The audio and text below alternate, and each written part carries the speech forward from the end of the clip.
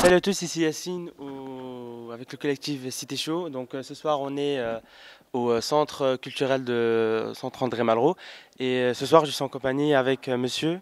Éric Domenicone. Donc Eric, qu'est-ce que vous faites dans la vie? Je suis metteur en scène, là, ici, aujourd'hui, au Centre culturel André Malraux. Je suis également directeur de la compagnie, co-directeur de la Soupe Compagnie. Hein, on est venu présenter ce soir notre dernière création qui s'appelle Eden Market. Et je suis également comédien et marionnettiste.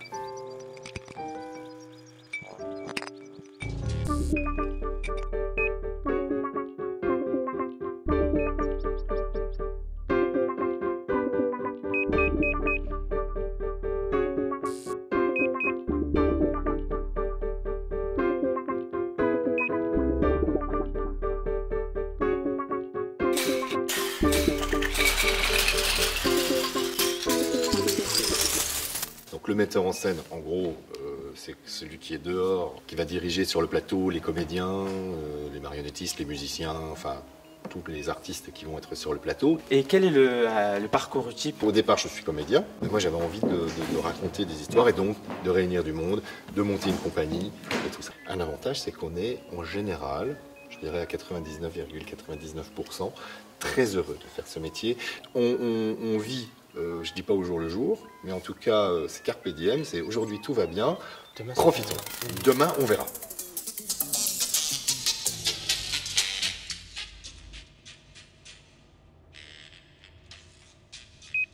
On a toujours cette image du théâtre que c'est un club assez fermé, que pour les gens assez aisés. Non, la culture, c'est pas une histoire d'élite, une histoire de gens qui ont déjà l'habitude d'aller au théâtre. C'est pas un club fermé.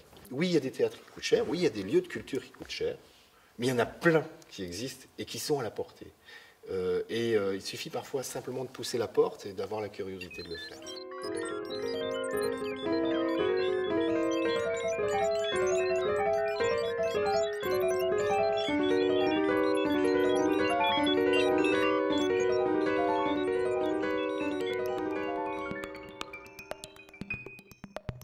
Alors dans les spectacles, il y a forcément des choses qu'on aime bien, des choses qu'on aime moins. Mais il y a toujours quelque chose à prendre. C'est quelque chose, c'est de l'art vivant.